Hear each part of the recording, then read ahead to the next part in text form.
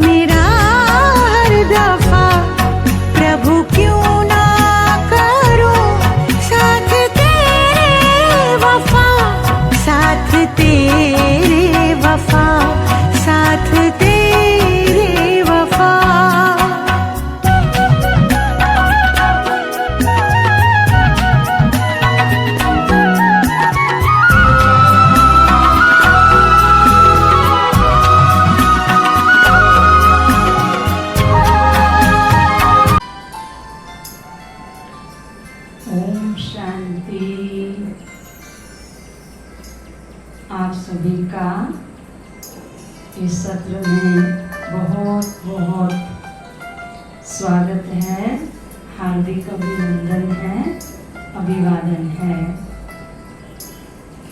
आपने कभी कोई ऐसा भगत देखा जो भक्ति करे और भगवान को कहे मुझे दर्शन ना देना?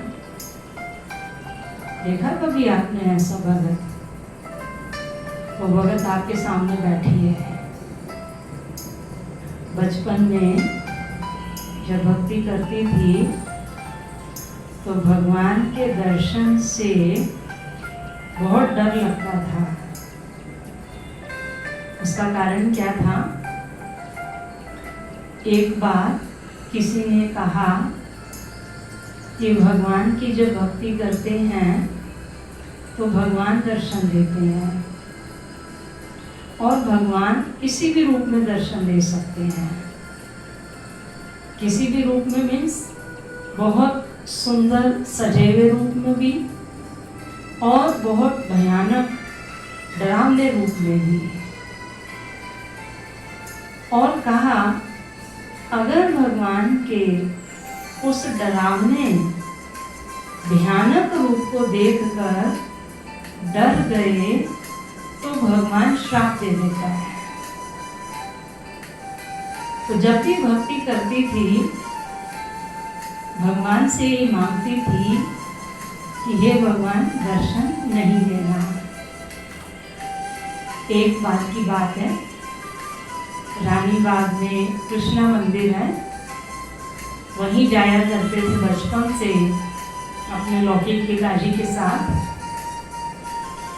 एक बार मैं अकेली उस मंदिर में गई और बाई चांस की बात है कि उस समय मंदिर का पुजारी भी वहाँ नहीं था। मंदिर में मैं अकेली थी। शिवलिंग के पास चंदन रखा होता था। उस चंदन को घिस करके शिवलिंग को, जो शिव परिवार है, उसको तिलक लगाते थे। तो चंदन घिस रही थी, घिसते घिसते एकदम संकल्प आया कि मैं तो यहाँ अकेली हूँ, मंदिर में कोई भी नहीं है, और अगर इस समय भगवान ने दर्शन दे दिए और उनका कुछ भयानक रूप हुआ और मैं डर गई, तो भगवान तो मुझे श्राप दे देंगे। तो मैं पूजा करते करते बड़े डरे हुए मन से भगवान से ये प्रार्थना करती रही, हे भगवान, मुझे दर्शन मत देना। बच्चा मन होता है ना, बच्चों को जो भी बात हम कह देते हैं, उस बात को वो सत्य समझ करके उसको अपने मन में बिठा लेते हैं। तो ऐसे ही जो बात कही थी किसी ने कि भगवान अगर भयानक रूप में दर्शन दें, उसको देख के डर गए तो वो श्राप दे देगा। और ये बात इतने अधिक गहरे सबकॉन्शियस माइंड में चली गई कि भगवान की भक्ति करते हुए उसे हमेशा यही मांगती थी कि हे भगवान, दर्शन नहीं देना। और उस दिन जब मैं मंदिर में अकेली थी तो मैं तो बहुत ज़्यादा घबरा गई, डर गई, और मैंने जल्दी जल्दी से जो भी पूजा का विधि विधान था वो किया, और जैसे ही मंदिर से बाहर निकली मेरी सांस में सांस आई, अब भगवान दर्शन नहीं देंगे। तो ऐसे कई बचपन की बातें हैं जिनको आज विचार करती हूँ तो सोचती हूँ कि वो भोलानाथ ने क्यों मुझे चुना होगा। आगे आपके साथ और भी अनुभव शेयर करते रहेंगे। आज के लिए इतना ही काफी है। ओम शांति। आप सभी ने पिछली कुछ वीडियोस में हमारे भाई बहनों के अनुभवों को सुना। आई होप आप सभी को उनसे बहुत पॉजिटिविटी मिली होगी, बहुत अच्छे भी लगे होंगे। तो आइए आज फिर मिलते हैं कुछ नए अनुभवों के साथ, जो कि हमारी दीदी जी के साथ, हमारे प्यारे मीठे बाबा के साथ और उनके योग के साथ जुड़े हैं। ओम शांति। ओम शांति। विवेक भाई, जिन्होंने कई वर्षों तक दीदी से पालना ली और अब ओआरसी में अपनी सेवाएं दे रहे हैं, उन्होंने अपने दीदी के प्रति अपने मन के भाव लिख कर भेजे हैं, जो मैं आपको पढ़ के सुनाता हूँ। दिव्य समर्पण दिवस के शुभ अवसर पर मैं आदरणीय दीदी जी को मुबारकबाद देता हूँ और दिल की गहराइयों से उन्हें धन्यवाद करना चाहता हूँ कि कैसे उनके व्यक्तित्व ने, उनकी विशेषताओं ने मेरे जीवन को पूरी तरह परिवर्तित कर दिया। उनके व्यक्तित्व की विशेषताएं मुझे आज भी प्रेरित करती हैं। दीदी एक महान तपस्वी हैं। मैंने जब योगी जीवन की यात्रा शुरू की तो दीदी राजयोगी के रूप में मेरे सामने परफेक्ट एग्जाम्पल और सैंपल थी। राजयोग से हमें अष्ट शक्तियों की प्राप्ति होती है। दीदी उन अष्ट शक्तियों के साक्षात अवतार के रूप में नजर आई। दीदी के हर काम में एक्यूरेसी और अलर्ट है। उन्होंने मुझे भी हमेशा एक्यूरेसी और अलर्टनेस की इम्पोर्टेंस बताई। दीदी जी ब्राह्मण जीवन में धारणाओं को लेकर बहुत स्ट्रिक्ट हैं और शुरू से ही मुझे भी यही सिखाया कि अगर दैवी गुण धारण करने हैं तो धारणाओं का एकदम दृढ़ता से पालन करना चाहिए। दीदी जी गंभीरता और हर्षित मुक्ता का परफेक्ट एग्जाम्पल हैं। ड्रामा में चाहे कैसा भी सीन आए, वो अपना पार्ट एक्यूरेटली प्ले करती हैं और उन्होंने हमें भी सिखाया है कि जीवन में आने वाली विभिन्न परिस्थितियों का सामना कैसे करना है। दीदी का रेगुलरिटी और पंक्चुअलिटी पर बहुत अटेंशन रहता है। दीदी ने मुझे भी समझाया कि अगर जीवन में आगे बढ़ना है तो रेगुलरिटी और पंक्चुअलिटी पर ध्यान देना होगा। हर किसी को जीवन में आगे बढ़ाने के लिए दीदी जी साथी और साक्षी का पार्ट एक्यूरेटली प्ले करती हैं, जिससे ब्राह्मण जीवन में सब इंडिपेंडेंट हो सके, सब एक बल एक भरोसे पे चले। यही दीदी ने सबको सिखाया है। इसके साथ ही संकल्प, बोल, कर्म, धन, समय और शक्ति, इन सब की इकोनॉमी भी सिखाई। कम खर्च वाला नसीन। इस प्रकार दीदी ने एक नामी और इकोनॉमी का पार्ट सबको पढ़ाया। जैसा कि देवी देवताओं के लिए कहा जाता है सर्वगुण संपन्न 16 कला संपूर्ण, ऐसे ही दीदी भी बहुत मुखी प्रतिभा की धनी है। जैसे गायन कला, कविता लिखने की कला, भोजन बनाने की कला, संगीत कला आदि। दीदी जी सभी सेवाओं की प्लानिंग बहुत ही निपुणता से और क्रिएटिव तरीके से करती हैं। दीदी में परख शक्ति बहुत अच्छी है। वो सब भाई बहनों की विशेषता को परख कर उसे यज्ञ सेवा में यूज करती हैं। इस प्रकार दीदी यज्ञ की सेवाओं को भी आगे बढ़ाती हैं और भाई बहनों को भी ब्राह्मण जीवन में आगे बढ़ने का अवसर प्रदान करती हैं। दीदी जी सभी की लौकिक और अलौकिक जीवन में सफलता के लिए शुभ कामना और शुभ भावना रखती हैं। उनका मानना है कि हर एक की सफलता में ब्राह्मण परिवार की सफलता समाई हुई है। इन सब अनुभवों के अलावा और भी बहुत से ऐसे अनुभव हैं, शिक्षाएं हैं जो शब्दों में बताई नहीं जा सकती। संक्षेप में कहूं तो मैंने जो कुछ भी दीदी की गाइडेंस में सीखा है वो आज मेरे ब्राह्मण जीवन में सफलता की सीढ़ी का काम कर रहा है। मैंने ब्राह्मण जीवन में जो भी सफलता प्राप्त की है, जो भी प्रोग्रेस की है, उसका श्रेय मैं दीदी को और दीदी से मिलने वाली शिक्षाओं को देता हूँ। आपका छोटा भाई विवेक। ओम शांति। ओम शांति दीदी। हैप्पी बर्थडे दीदी, जन्मदिन की बहुत बहुत मुबारक हो। आप बहुत अच्छी दीदी हो। बाबा का भोग मेरे को बहुत अच्छा लगता है और बाबा का घर भी मेरे को बहुत अच्छा लगता है। ओम शांति दीदी। ओम शांति। आज दीदी को 28 वर्ष के समर्पण दिवस की बधाई हो, बधाई हो, बधाई हो। वैसे तो दीदी में विशेषताएं अनेक हैं जिनका वर्णन भी नहीं कर सकते। दीदी की विशेषता, सबसे बड़ी विशेषता ये है कि दीदी हर समय दीदी को यही लगन रहती है कि बाबा के घर की सेवा को कैसे बढ़ाया जाए, और होता भी यही है।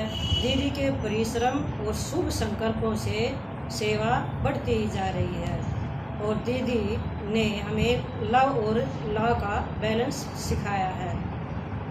और दीदी हमें टीचर के रूप में बहुत ही अच्छी दीदी मिली है। दीदी का मुरली सुनाने का तरीका भी बहुत अच्छा लगता है। जब से लॉकडाउन हुआ है तब से जब हम घर पर मुरली सुनते हैं तो हमें ये महसूस ही नहीं होता कि हम घर पर मुरली सुनते हैं।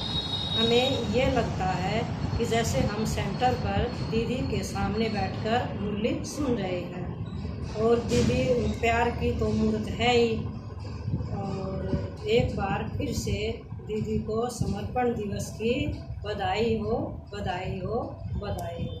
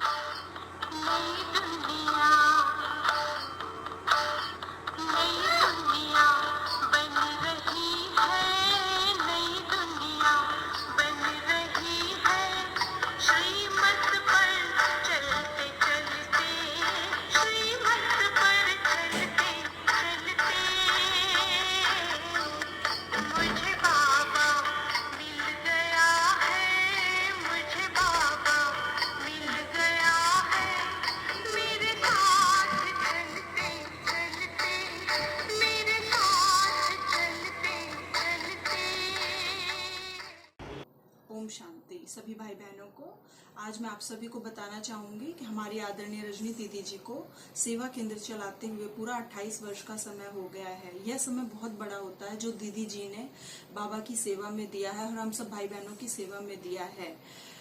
दीदी जी, आज के दिन की आपको बहुत बहुत बधाइयाँ हम सभी की ओर से, बहुत बहुत शुभकामनाएं।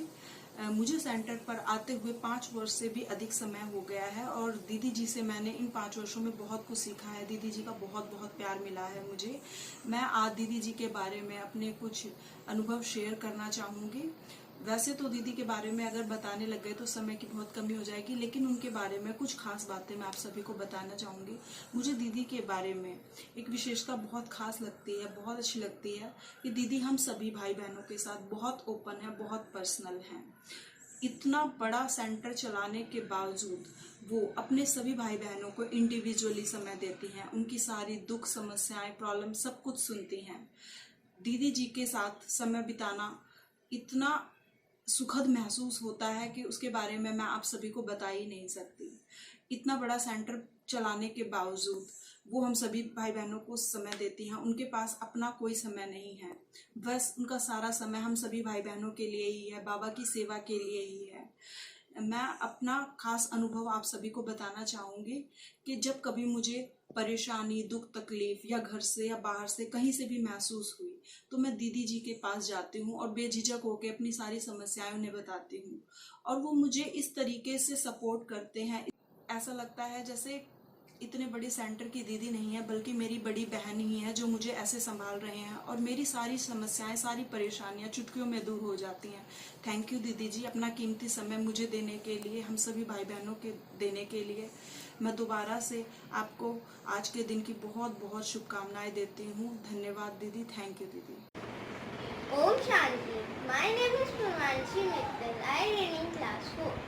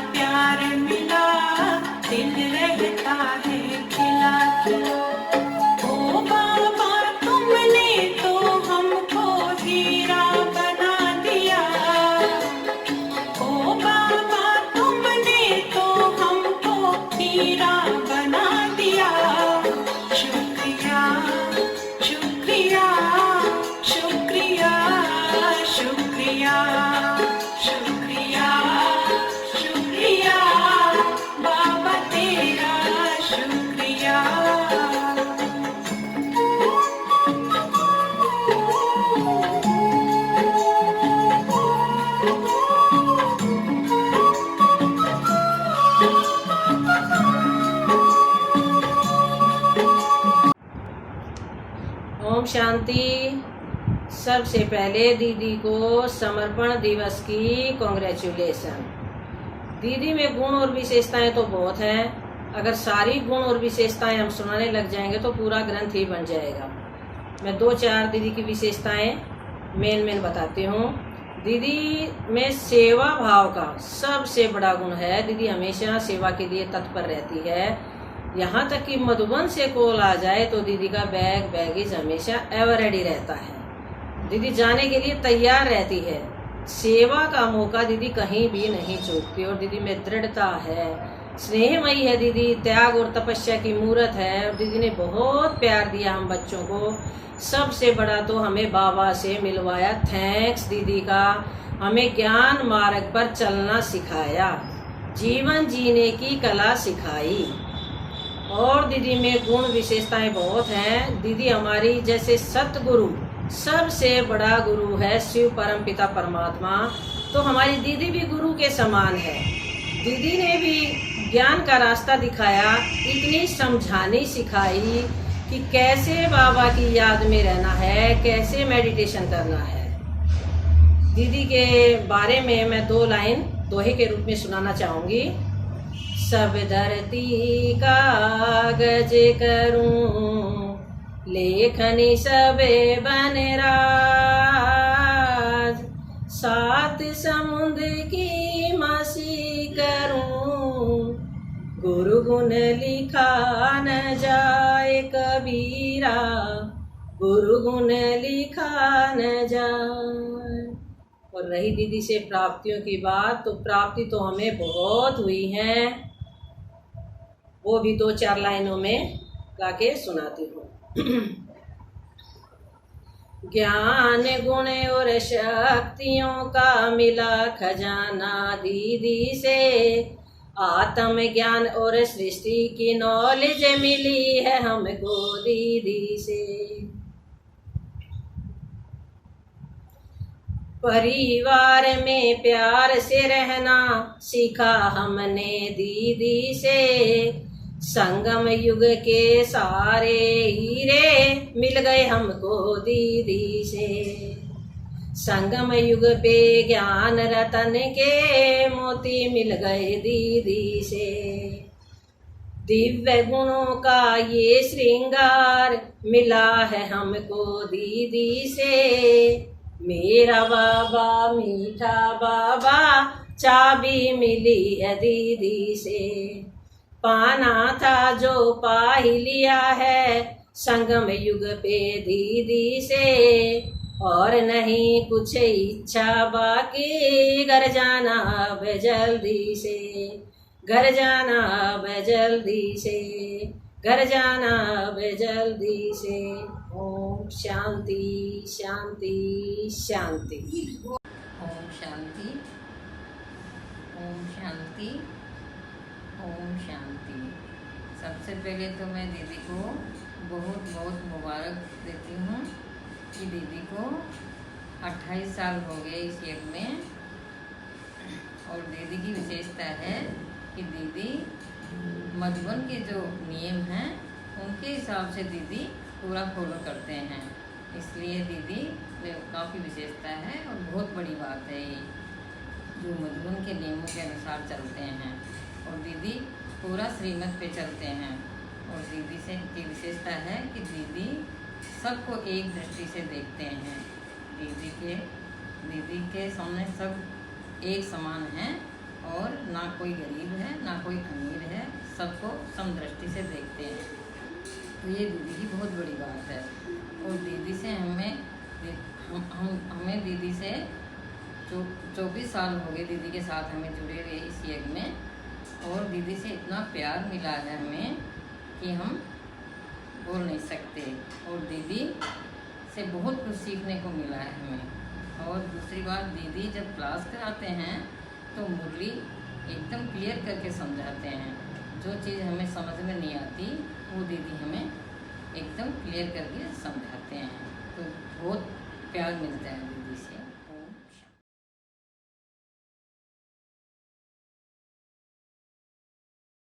वेलकम टू फरिश्ता परिवार। आज हम देखेंगे कि हमारे भंडारे में आज सोनिया बहन देखिए रायता बना रही हैं।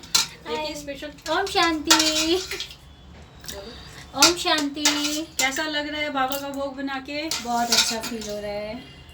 और ऐसा भाग्य किसी को नहीं मिलता, हम सौभाग्यशाली आत्माएं हैं। आप देख सकते हैं कितने प्यार से ब्रह्मा भोजन बना रही हैं, रायता बना रही हैं। आप इनके चेहरे से अनुमान लगा सकते हैं। थैंक यू बाबा। ये देखिए रायता